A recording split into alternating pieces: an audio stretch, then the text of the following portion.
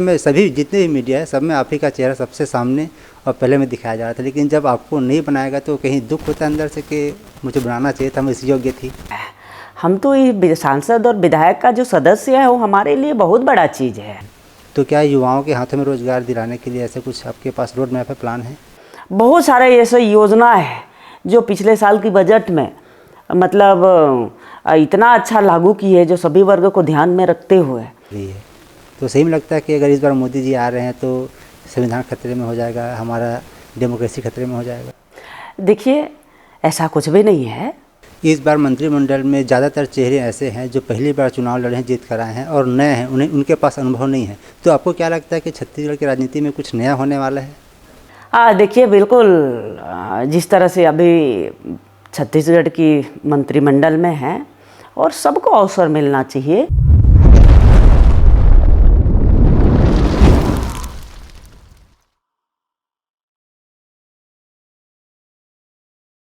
नमस्कार, आप सभी दर्शकों का एक बार फिर से बहुत बहुत स्वागत है। आप देख रहे हैं TNR न्यूज़ का खास कार्यक्रम सवाल जवाब का है और मैं हूं आपके साथ रुपेश ठाकुर। लोकसभा चुनाव में अब गिनती के दिन रह गए हैं। ऐसे में हम लगातार अलग अलग विधानसभा और लोकसभा क्षेत्रों में पहुंच रहे हैं, लोगों से मिल रहे हैं और साथ ही साथ नेता, मंत्री, विधायक और प्रत्याशियों से मुलाकात कर रहे हैं और जान रहे हैं कितने हैं तैयार और कितनी है तैयारी। इसी बीच हम पहुँचे हैं जसपुर जिले के पत्थलगाँव विधानसभा क्षेत्र में और आज हमारे साथ मेहमान हैं पत्थलगाँव की विधायक और पूर्व सांसद गोमती शाह जी। मैडम, आपका बहुत बहुत स्वागत है। बहुत बहुत नमस्कार, धन्यवाद आपको।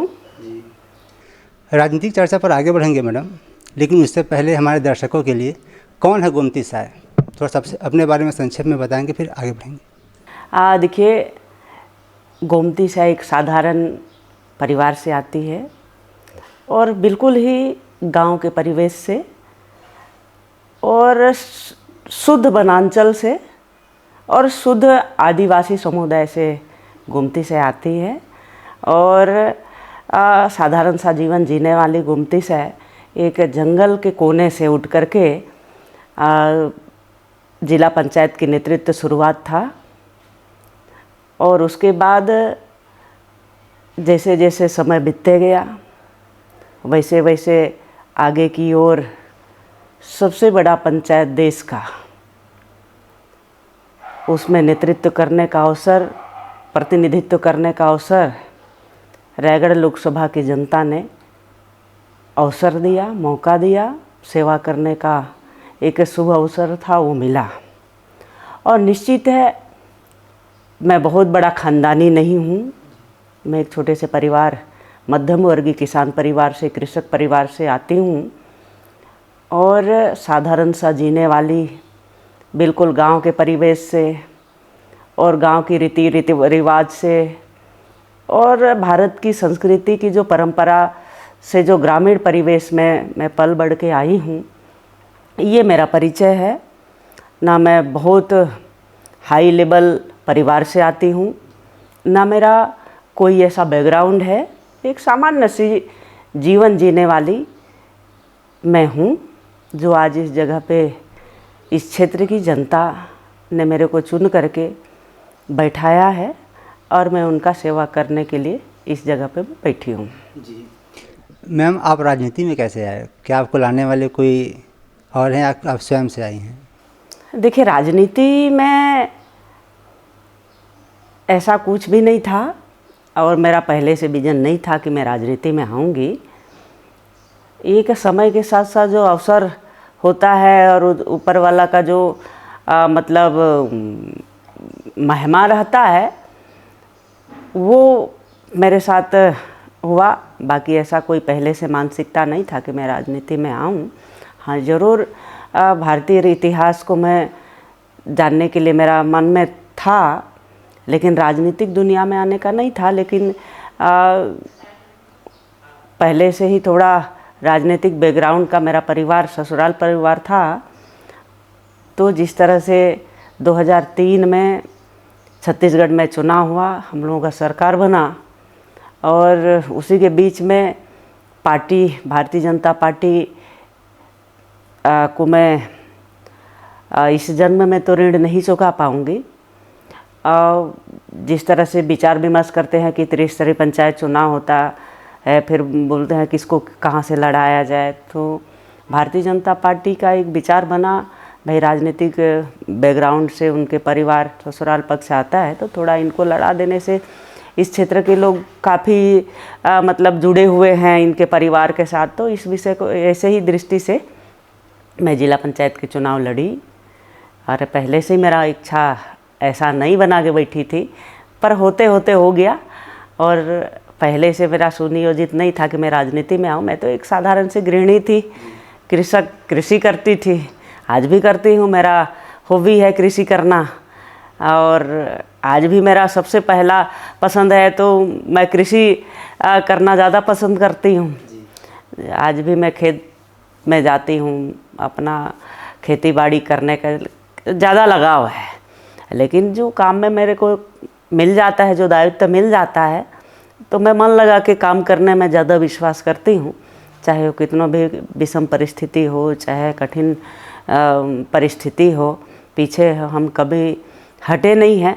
उस कठिनाई को सामना किए हैं, फेस किए हैं, और आज भी वही दृष्टि हमारा रहता है कि कितना भी परेशानी आए तो हम उसको फेस करें। तो आप राजनीतिक परिवेश में आपका आगमन आपके शादी के बाद हुआ? हाँ, ये तो मेरे शादी के बाद ही है। मेरा शादी तो उस टाइम 91 में हुआ जी। और उस टाइम बचपन में ही मेरा शादी हो गया। 16 साल की उम्र में शादी होके आई, तो बड़ा भरा पूरा परिवार था, जॉइंट फैमिली था, और सास ससुर थे। दुनिया में लोगों का 2 ही सास ससुर होते हैं, पर मैं भाग्य लेके आई थी तो 4 सास ससुर थे। बड़े ससुर की वाइफ 2 थे, मेरे सास ससुर खुद के थे, तो मैं देखती थी और उन्हीं को देख देख करके काम भी सीखी यहाँ। और मेरे मायके में तो उतना सीख के आई नहीं थी, पर यही सीखी सब चीज़, यहीं से देख करके सीख करके। और मेरे प्रेरणा के स्रोत तो मेरे खुद के हस्बैंड हैं, काहे कि वो भी राजनीतिक बैकग्राउंड से थोड़ा मोड़ा बिलोंग करते थे। मैंने PSC सदस्य रहे पटवा जी के सरकार में, अविभाजित मध्य प्रदेश में, तो राजनीति का बात चर्चा सब चलती ही थी। लेकिन ऐसा मेरे मन में नहीं था कि मैं कभी भी राजनीति में आऊँगी। लेकिन समय और परिस्थिति के साथ राजनीति में आई, और इस क्षेत्र की जनता बड़े प्रेम से सराखों पे बैठा है मेरे को। संसद से इस्तीफा देने के बाद जब आप विधानसभा चुनाव लड़ रही थी, तो उस समय जो आपके अपोजिशन में थे राम पुकार जी, तो कांग्रेस के कद्दावर नेता रहे हैं, 8 बार लगातार जीतते हुए आ रहे थे। तो आपको डर लग रहा था कि इनसे मेरा मुकाबला होना है? नहीं, ऐसा कुछ भी नहीं था। मैं जैसे कि पहले भी बोल चुकी हूँ कि कितनों भी समस्या आए तो भागने की आदत नहीं है, फेस करने की आदत है। राम पुकार सिंह जी का मैं बहुत सम्मान करती हूँ, बहुत वरिष्ठ हैं मेरे, और लगभग मेरे मायके परिवार के साथ उनका बड़ा ही नज़दीकी संबंध रहा है। मैं उनका बहुत सम्मान करती हूँ। लेकिन राजनीति तो राजनीति है, और जब आमने सामने हो तो हम तो कभी डरना सीखे ही नहीं है जीवन में, हमेशा फेस करना सीखे। तो इसको भी पार्टी का आदेश था, पार्टी के एक सिपाही होने के नाते पार्टी का जो आदेश था, और मैं सहज रूप से स्वीकार की कि भाई ठीक है, पार्टी का ही अगर इच्छा है तो हम वही करेंगे। और मैं कभी ये नहीं डरी कि भाई 8 बार का विधायक है और उसके सामने मेरे को खड़े कर रहे हैं तो मैं नहीं लड़ूंगी। हाँ, ज़रूर थे कि भाई मैं सांसद थी, तो एक बार मैं बोली भी थी कि भाई मैं सांसद हूँ, तो ऑलरेडी मेरे को विधानसभा में उतार रहे हैं। तो बोले कि नहीं, यही पार्टी का इच्छा है, तो ठीक है। आप पार्टी के सिपाही होने के नाते मैं सहज रूप से स्वीकार भी की, और आदेश का पालन भी करना ज़्यादा उचित समझी, और मैं लड़ी। और 8 बार का MLA को हराना आसान तो नहीं था, कठिन था। बट जिस तरह से राजनीतिक के हमारे कार्यकर्ता काम में जुट गए, और हमारे जितने भी वरिष्ठ लोगों हैं उनका जो आशीर्वाद था, और उस क्षेत्र की जनता, कुनकुरी पत्थलगांव विधानसभा की जनता का भी मैं बहुत आभारी हूँ। और इस जन्म में तो मैं कर्ज उनका नहीं उतार पाऊँगी। उन्होंने भी इतना विपरीत परिस्थिति में, इतना कठिन समय में, कांग्रेस का गढ़ है, और कांग्रेस के गढ़ होने के बावजूद भी एक बीजेपी की प्रत्याशी और उस क्षेत्र की बेटी को उन्होंने जो सर आँखों पर बिठाने का जो काम किया है, मैं तो इस जन्म में उनका कर्जा नहीं चुका पाऊंगी। उनका भी इस यज्ञ में बहुत बड़ा आहुति था और इस क्षेत्र का बेटी होने के नाते सब लोगों का आशीर्वाद भरपूर मिला। आपको क्या लगता है, अगर आपको यही मौका 2018 में मिलता तो जो हालात अभी हैं, हालांकि जीत का अंतर ज़्यादा नहीं है, लेकिन क्या यही स्थिति 2018 में बनता अगर आप उसको उस समय चुनाव लड़ती तब? देखिए, मैं एक चीज़ जानती हूँ, मैं भागवत गीता की बहुत बड़ा प्रेमी हूँ। कर्मण्येवाधिकारस्ते मां फलेषु कदाचन। मैं कर्म करते जाओ, फल की चिंता कभी नहीं करने का मेरा जो आदत है, और मैं उसी दृष्टि से मैं चलती हूँ और मैं कर्म करती हूँ। उस टाइम भी शायद 2018 में भी अगर मेरे को मिलता समय अवसर मिलता तो मैं अपना काम करने में पीछे नहीं हटती, उसका चाहे परिणाम जो भी हो। इस बार पहली बार के किसी महिला नेत्री को मुख्यमंत्री के रूप में देखेगी राज्य की जनता, लेकिन ऐसा नहीं हुआ, जबकि आपका नाम सबसे पहले चल रहा था। तो ऐसा क्या कुछ हुआ कि आपका नाम आते आते रह गया? देखिए, मैं पहले भी बोल चुकी हूँ इस बात को और अभी भी बोल रही हूँ और आगे भी बोलूँगी। मैं भारतीय जनता पार्टी मेरी माँ है और भारतीय जनता पार्टी के ये एक सदस्य होने के नाते, विश्व का सबसे बड़ा राजनीतिक पार्टी की एक सदस्य होने के नाते मैं सांसद और विधायक, मेरे को पार्टी बना रही है, जिम्मेदारी दे रही है और उस कार्य को करने के लिए उपयुक्त समझ रहा है, मेरे लिए वो बहुत बड़ा बात है। आदमी को एक मंच चाहिए सेवा करने के लिए। आदमी, लाखों लोग लाइन पे लगे रहते हैं कि हमको सांसद का टिकट मिल जाए, विधायक का टिकट मिल जाए। अब कई पीढ़ी बीत जाता है, उसके बाद अवसर नहीं मिल पाता है। लेकिन मैं तो अपने आप को भाग्यशाली समझती हूँ कि पार्टी ने मुझे जैसे गांव में रहने वाली एक महिला को अगर बार बार अगर मौका मिल रही है मेरे को, तो मेरे लिए एक सांसद और एक विधायक होना बड़ी बात है।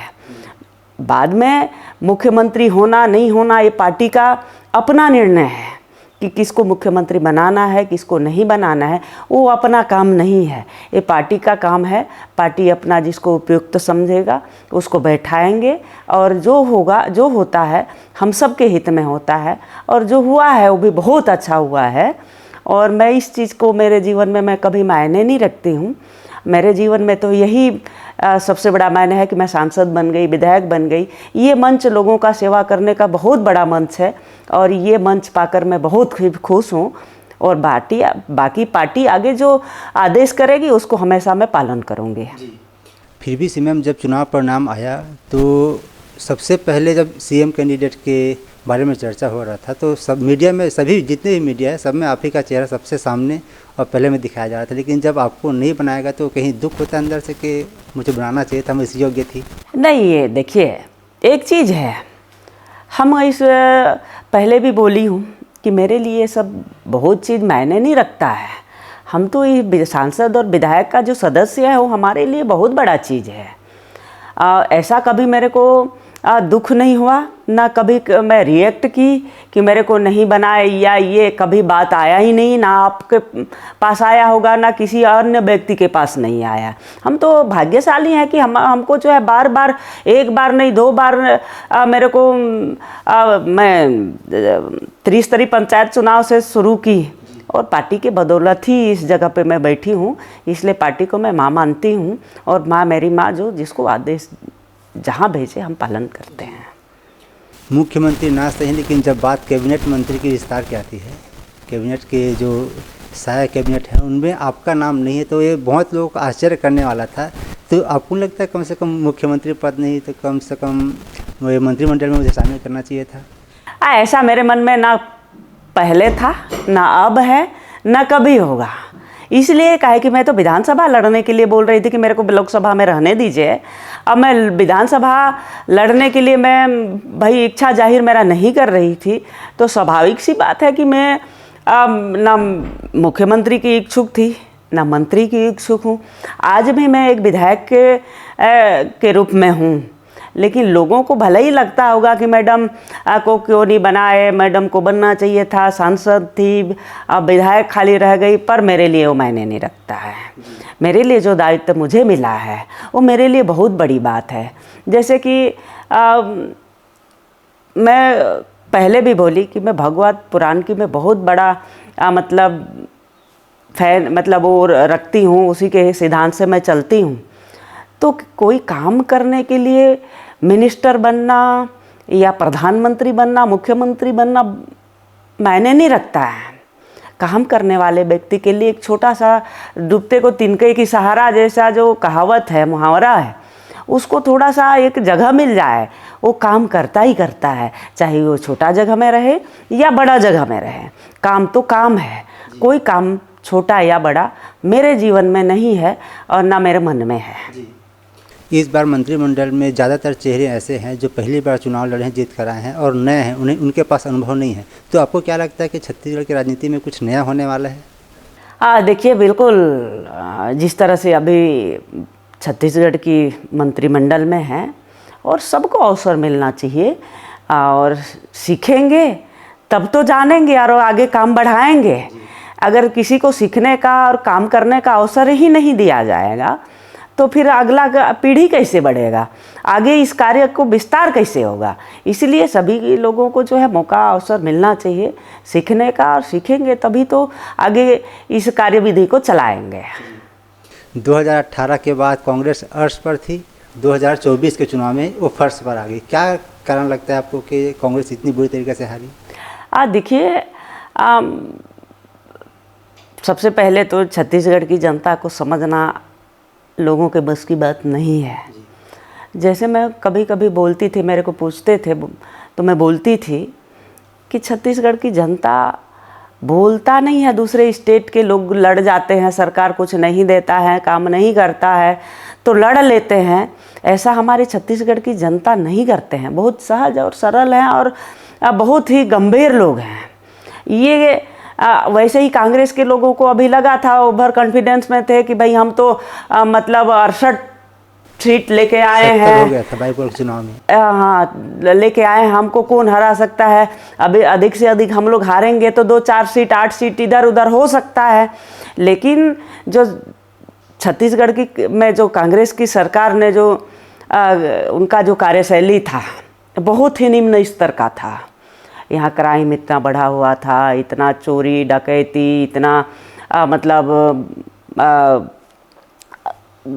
भ्रष्टाचार, इतना मतलब भ्रष्टाचार का सीमा पार हो गया था, जो छत्तीसगढ़ का खजाना को सब मतलब किसी ज़माने में इतना खाली राजस्व मतलब राजकोष नहीं हुआ था। लेकिन कांग्रेस सरकार के हाथ में आते ही छत्तीसगढ़ कंगाल बन गया, करोड़ों के कर्ज में डूब गया है।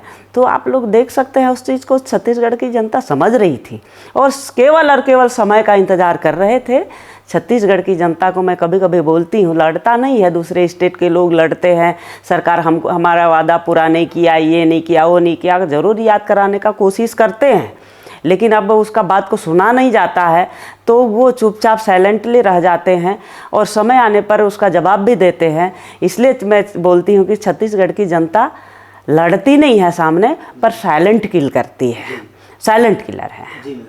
कुछ दिन पहले हमारे साथ टी.एस. बाबा जी का इंटरव्यू हुआ था, तो उनका यह कहना था कि हमारे जो योजनाएं थी वो तो बहुत बेहतर थी, लेकिन उसको क्रियान्वयन ठीक से नहीं कर पाए, या फिर जो उनकी उपलब्धि है हम जनता तक नहीं पहुंचा पाए, इसलिए हमारी हार हुई। हाँ, हम बोले ना भाई, ये 36 वादा किए थे, 36 वादा में से एक भी वादा पूरा नहीं किए लोग।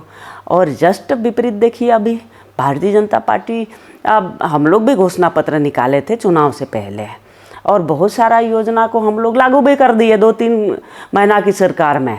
बड़ा ये मतलब घोषणा पत्र जारी किए थे, सबको लागू किए, चाहे 18 लाख प्रधानमंत्री आवास का घर का मामला हो, चाहे महतारी बंधन योजना का मामला हो, चाहे 2 साल बोनस का मामला हो, या फिर मतलब 3100 रुपया कुंटल धान का मामला हो।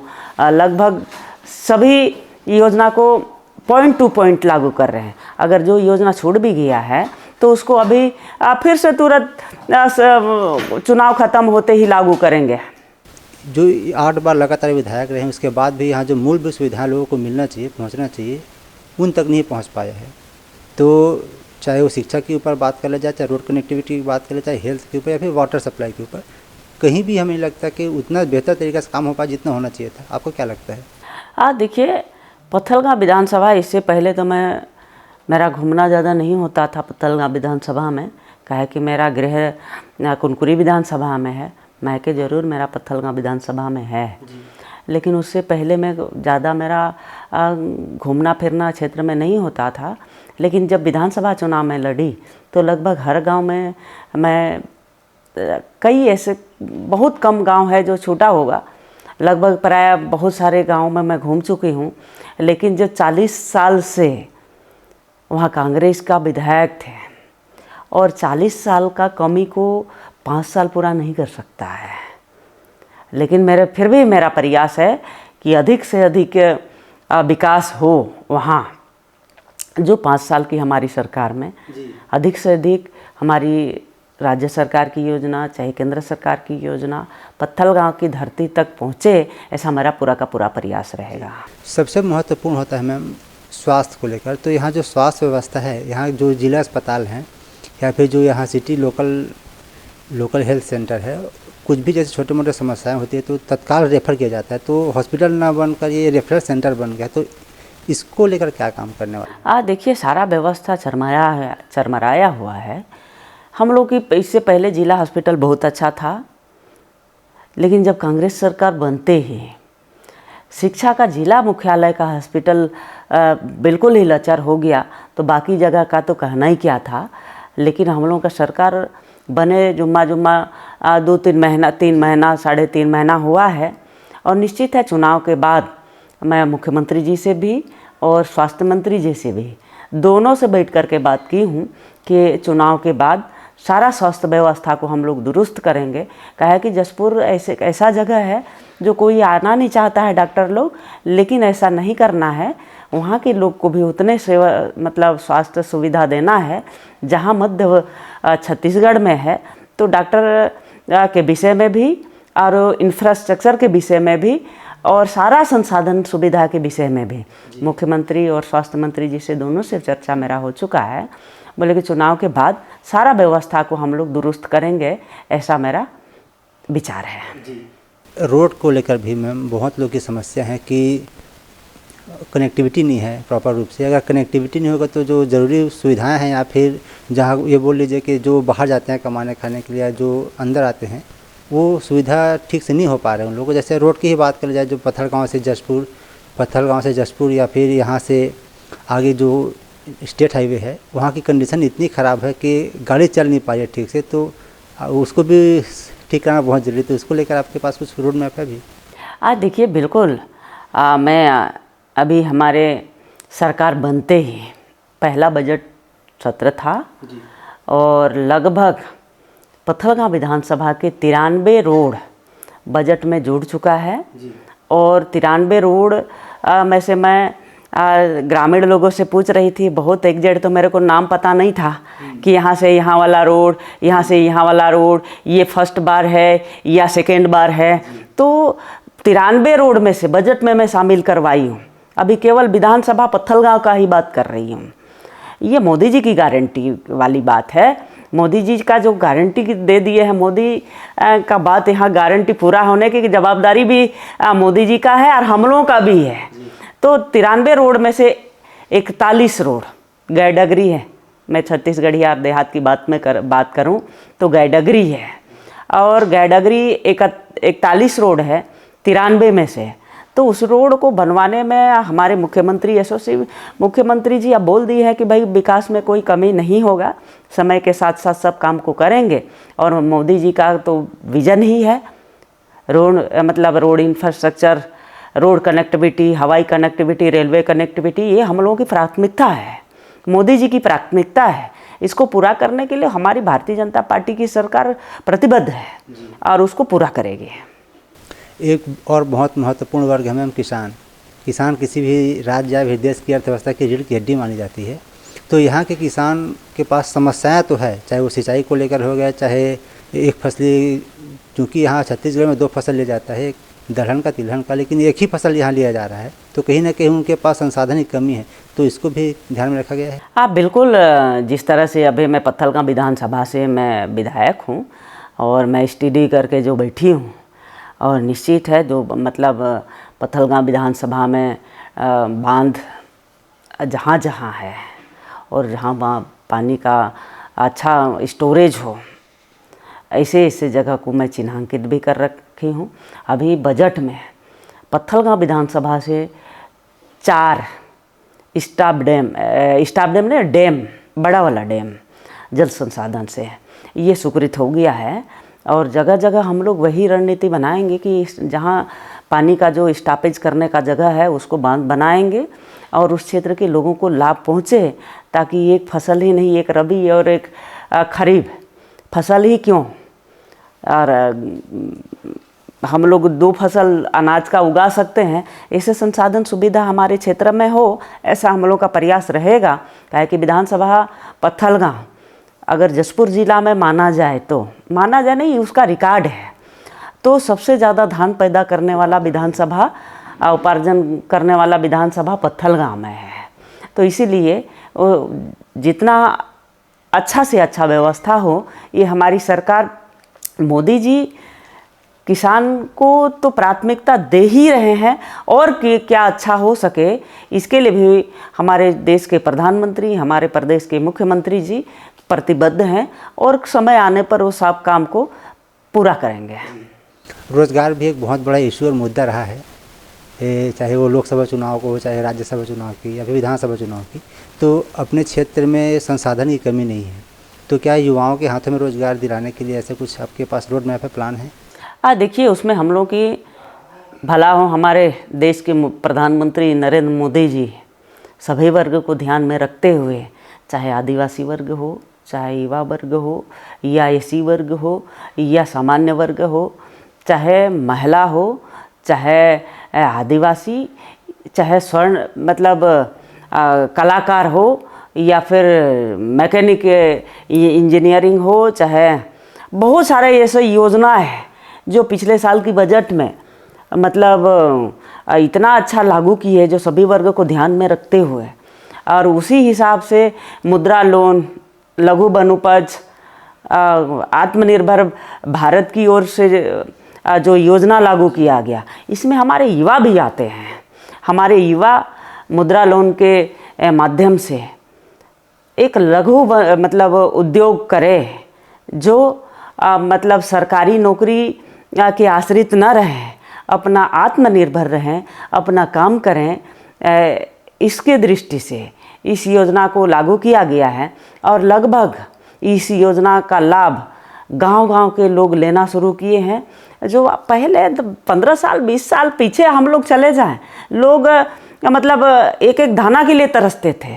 जो आज सरकार की जो ये रणनीति है, चाहे केंद्र राज्य सरकार में डॉक्टर रमन सिंह जी का हो 15 साल का, और अभी देश का 10 साल का सरकार हमारे यशस्वी प्रधानमंत्री नरेंद्र मोदी जी के नेतृत्व में हो, ये सारा योजना सभी वर्ग को ध्यान में रखते हुए बनाया गया है, और लगभग सभी दृष्टि से आज लोग ऊपर उठ रहे हैं। मैम, पिछले कार्यकाल में जो पूर्व विधायक रहे हैं राम पुकार जी, उनके ऊपर एक गंभीर आरोप लगाए थे आप ही के नेता, आप ही की पार्टी के, कि आदिवासियों का ज़मीन छीन रहे हैं और दूसरे अपने पार्टी के लोगों को लाभ पहुंचा रहे हैं। उसके बाद आपने आवाज़ उठाया तो उनको वापस ही मिल गया। तो क्या अब जब आप एमएलए बन चुकी हैं, तो ऐसे और कई मामले होंगे जो लंबित होंगे, तो उन पर कार्रवाई करेंगे आप? बिल्कुल, मैं जहाँ जहाँ मेरा संज्ञान में आता है, तो जिस तरह से विधायक पूर्व विधायक पत्थलगांव उनका मामला आया था, अमरजीत भगत का बेटा का नाम में कोरवा लोग, पहाड़ी कोरवा लोगों का ज़मीन का मामला आया था, तो प्रमुखता से हम आवाज़ उठाए थे, और इन लोगों को वापस करना पड़ा ज़मीन को। तो हमारे संज्ञान में जहाँ कहीं भी ऐसा बात आए तो हम पीछे नहीं रहेंगे। मैं विधानसभा की बात अगर करें तो ये आखिरी सवाल ये रहेगा कि आने वाले 5 साल में आप कैसा पत्थलगांव देखना चाहते हैं, क्या विज़न है पत्थलगांव को लेकर आपके बारे में? देखिए, पत्थलगांव विधानसभा वर्षों से वंचित था। उसको सभी दृष्टि से हम पूर्ण करना चाहते हैं। 5 साल में मेरे से जितना बन पड़ेगा और अच्छा से अच्छा सर्व सुविधा युक्त विधानसभा हो, ऐसा मेरा प्रयास रहेगा। और हमेशा जो कोई भी चुनाव लड़े उसके लिए एक अच्छा ज़मीन तैयार करके देना हो, तो बिल्कुल ऐसा पत्थलगांव को हम ऊर्जा भारतीय जनता पार्टी के लिए एक अच्छा ज़मीन तैयार करके हम लोग सब मिल करके कार्यकर्ताओं के साथ, हमारे वरिष्ठ नेताओं के साथ मिल करके मैं काम करूँगी। अब लोकसभा पर आते हैं। मेनका सिंह और राधेश्याम राठिया दोनों आपस में इस बार चुनावी मैदान में हैं। भाजपा का गढ़ रहा है ये। आपको क्या लगता है कि इस बार भी भाजपा फतह करेगी या टकराव कुछ रहेगा? देखिए, दोनों पार्टी का प्रत्याशी तय हो चुके हैं और लगभग अपना अपना काम कर रहे हैं। ये भारतीय जनता पार्टी का गढ़ है जसपुर, और जसपुर से तो हम लोग लाखों की लीड लेकर के भेजेंगे, ऐसा मैं पहले से भी बोल दी हूँ। और निश्चित है राधेश्याम राठिया जी जीत ही चुके हैं, लेकिन हाँ, दुश्मन को हम लोग कमज़ोर नहीं समझते। अपना काम बखूबी से हम लोग करेंगे और हमारी भारतीय जनता पार्टी के कार्यकर्ता बूथ बूथ तक अपना काम करना शुरू कर दिए हैं। जब आप जा रहे हैं जनता के बीच, लोगों के बीच मुलाकात कर रहे हैं, तो प्रतिक्रियाएं कैसे आ रही हैं कि देखिए, मोदी जी, सब कोई मोदी जी को तीसरी बार प्रधानमंत्री देखते हुए, मतलब बनते हुए देखना चाहते हैं। ये उत्साह देखने के लिए मिल ही रहा है। मैं कल भी महादेडाड़ मंडल में थी और वहाँ का जो संख्या को मैं देख के महसूस की और पूछी भी, इस बार तीसरी बार प्रधानमंत्री मोदी जी को बनाना है कि नहीं बनाना है, तो सब एक स्वर में बोले कि नहीं, प्रधानमंत्री हम लोग इस बार पर मोदी जी को ही बनाएंगे तीसरी बार। हम लोग सब काम में लग गए हैं। ऐसा उनको मन में जो है पहले से बन रखा है, उनको बताने की ज़्यादा आवश्यकता नहीं पड़ेगी। मन में ठान लिया है, बैठा लिया है कि इस बार राधेश्याम राठिया की चुनाव नहीं है या फिर हमारे कार्यकर्ता की चुनाव नहीं है। ये चुनाव जो है भारत की भविष्य की चुनाव है और यही चुनाव भारत का भविष्य तय करेगा। इसको भी जनता समझ रही है। इसीलिए इस चुनाव में कोई किंतु परंतु नहीं है। इस चुनाव में भारतीय जनता पार्टी का ही जीत होगा और तीसरी बार नरेंद्र मोदी जी देश के मुखिया बनेंगे। इस बार कितनी सीटें आ रही है छत्तीसगढ़ में? देखिए, 11 सीट आएगा। बाकी क्षेत्र में तो मैं घूमी नहीं हूँ, की जवाबदारी मेरे को लोकसभा रायगढ़ का दिया गया है, इसलिए मैं रायगढ़ में ज़्यादा फोकस कर रही हूँ। लेकिन हम लोग 11 के 11 लोकसभा सीट इस बार। भाजपा कह रही है इस बार 400 पार, लेकिन अगर बात करें विपक्ष की तो उन लोग इंडिया गठबंधन बनाकर साथ में आए हैं और भाजपा को कड़ी टक्कर दे रहे हैं, ऐसा उनका कहना है। तो आपको क्या लगता है कि कितने उन लोग कामयाब हो पाएंगे? देखिए, आप देख ही रहे हैं कि किस तरह का वो लोग टक्कर दे रहे हैं। जिस तरह के अलायंस बनाए हैं, अलायंस में वो लोगों का सहमति मेजॉरिटी नहीं बन पा रहा है, तो भारतीय जनता पार्टी को क्या टक्कर देंगे? ये लोग कहीं भी मुकाबला में नहीं हैं। और भारतीय जनता पार्टी इस बार मोदी जी कह दिए हैं और भारतीय जनता पार्टी ठान लिया है और जनता भी ठान लिया है कि इस बार हम लोग 400 पार करें। जी, कांग्रेस का एक और आरोप यह भी है कि हमें सेम लेवल ग्राउंड नहीं दिया जा रहा है चुनाव लड़ने के लिए। हमारे ऊपर चाहे ईडी का कार्रवाई हो, चाहे IT का कार्रवाई हो, चाहे वो भी CBI का कार्रवाई हो, हमारे ऊपर लगातार किया जा रहा है, जिसकी वजह से हम फोकस नहीं कर पा रहे चुनाव में। सही है ये? देखिए, मैं महाभारत की बड़ा प्रेमी रही हूँ। जब अर्जुन जो है मछली को उसका आँख को मतलब निशाना लगाना था, तो उसका शरीर दिख नहीं रहा था, केवल और केवल लक्ष्य उसका आँख दिख रहा था। तभी अर्जुन उस मछली का आँख को निशाना बनाए और कहीं इधर उधर नहीं देखे। अगर कांग्रेस पार्टी के लोग जो है और विपक्ष के लोग ऐसा कह रहे हैं, तो उनका लक्ष्य तो है ही नहीं ना जीतने का। उनका लक्ष्य है ही नहीं, निशाना दिख ही नहीं रहा है, कोई रास्ता ही नहीं है उनके पास। कोई एक ऐसा मुद्दा नहीं है उनके पास, वो मुद्दा विहीन हो गए हैं। इसलिए ये लोग कभी ईडी तो कभी CBI तो कभी ये तो कभी वो, उसको एक बहाना है। ये लोग अपना ज़मीन को गंवा चुके हैं, इनके जो पैर के नीचे का ज़मीन खिसक चुका है, इसको बढ़िया से जान रहे हैं। आपको आपका लक्ष्य अगर मछली का आँख ही है, अगर ऐसा है आपको जीतना है, तो ऐसा कहने की ज़रूरत नहीं पड़ता। ईडी, सीबीआई, ये सब तो एक बहाना है। दरअसल इन लोग अपना औकात को समझ चुके हैं कि हम लोग कितने पानी में हैं।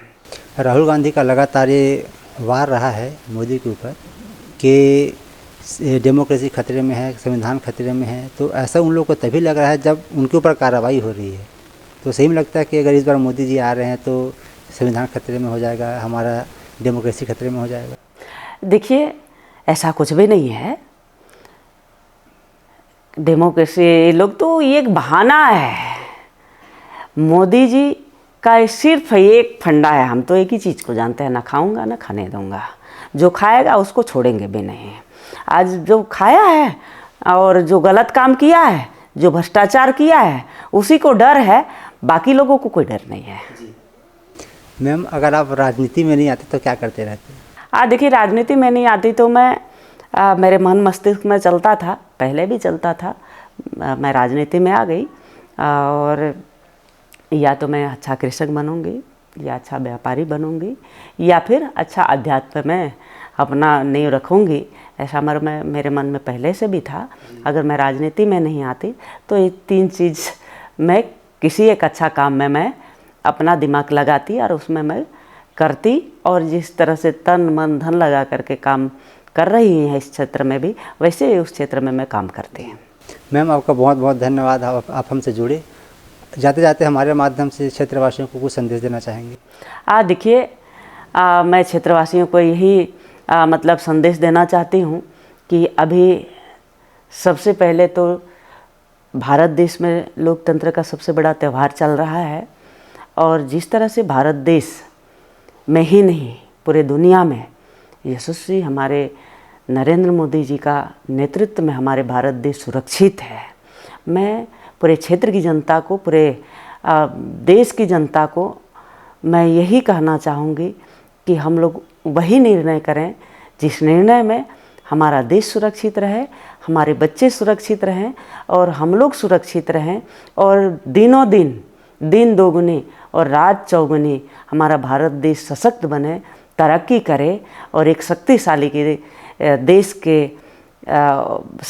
देश के नाम से उभरे, वही निर्णय करें। और यही संदेश मैं हमारे लोगों को, हमारे प्रदेश के लोगों को, हमारे देश के लोगों को संदेश देना चाहती हूँ। बहुत बहुत धन्यवाद। तो आपने सुना गोमती शाह जी को। फिलहाल इस कार्यक्रम में इतना ही। अगली बार आपसे फिर होगी मुलाकात नए कार्यक्रम में नए मेहमान के साथ। तब तक के लिए अनुमति दीजिए। नमस्कार।